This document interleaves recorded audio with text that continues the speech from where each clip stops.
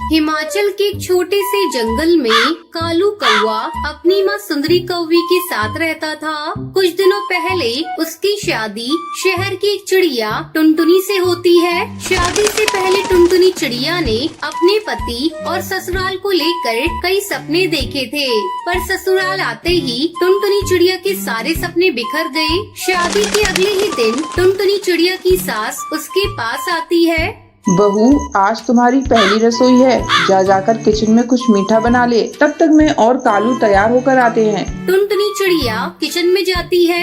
अरे ये क्या, यहाँ तो मिट्टी का चूल्हा है, गैस स्टोव तो है ही नहीं। मुझे तो मिट्टी के चूल्हे पर भोजन बनाना आता ही नहीं। ओ माँ जी, जल्दी यहाँ आइए। क्या हुआ बहू, तूने इतनी जल्दी मीठा बना लिया? नहीं माँ जी, अभी कहाँ कुछ बनाया है।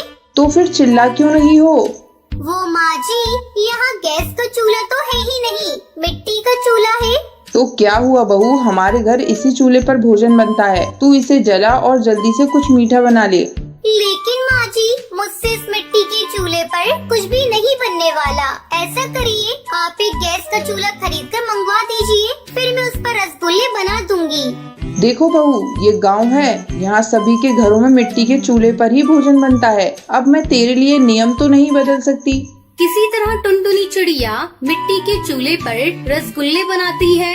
ये लीजिए माँ जी, मैंने रसगुल्ले बना लिए, खाकर बताइए ये कैसे बने हैं, फिर मैं कालू जी को भी देख कर आऊँ। सुंदरी कौवी रसगुल्ले को खाने लगती है।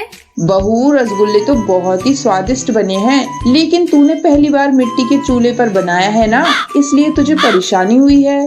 धीरे धीरे टुनटुनी मिट्टी के चूल्हे पर भोजन बनाना सीख जाती है। इस तरह कुछ दिन गुजर जाते हैं। एक दिन सुंदरी कौवी मिट्टी से चूल्हे बना रही थी। टुनटुनी बहू, आ मैं तुझे मिट्टी के चूल्हे बनाना सिखाती हूँ। टुनटुनी चिड़िया अपनी सास से मिट्टी के चूल्हे बनाना सीखने लगती है।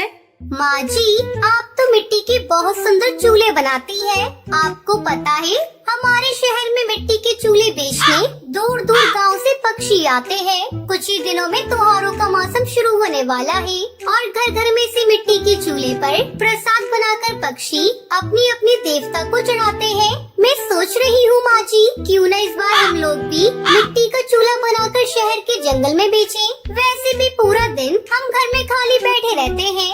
बहू, तेरी बात में तो दम है। अगर हमें ऊपरी कमाई हो जाती है तो घर चलाने में कालू की भी मदद हो जाएगी। फिर दोनों सास बहू मिलकर मिट्टी के बहुत सारे सुंदर सुंदर चूल्हे बनाती हैं और उन्हें अच्छी तरह से धूप में सुखाकर शहर के जंगल में बेचने के लिए ले जाती हैं। चूल्हे ले लो चूल्हे, मिट्टी के सुंदर टिकाऊ चूल्हे, चूल्हे ले लो चूल्हे। तभी टूनी चिड़िया उनके पास आती है। बहन, एक कितने में दे रही हो? अगर तुम्हारे दाम सही हुए तो मैं तुमसे 2 चूल्हे खरीदूंगी।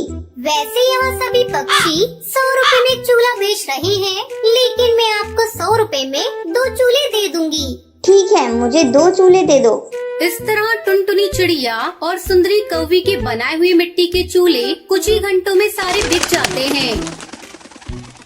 देखा माँ जी, हमारे बनाए हुए मिट्टी के चूल्हे सबसे पहले बिक गए। लेकिन बहू, हमने चूल्हे के दाम बहुत कम रखे हैं। कोई बात नहीं माँ जी, जैसे जैसे हमारे ग्राहक बढ़ेंगे वैसे वैसे हम चूल्हे के दाम थोड़े थोड़े बढ़ा देंगे। ये सब तेरी वजह से हुआ है बहू। अब जल्दी घर चल, हमें कल बेचने के लिए मिट्टी के चूल्हे भी बनाने हैं। फिर दोनों सास बहू घर जाती है और मिट्टी के चूल्हे बनाने में लग जाती हैं। इस तरह मिट्टी के चूल्हे बेचकर दोनों सास बहू बहुत खुश होती हैं और खुशी खुशी रहने लगती हैं। तो ये थी आज की कहानी। आज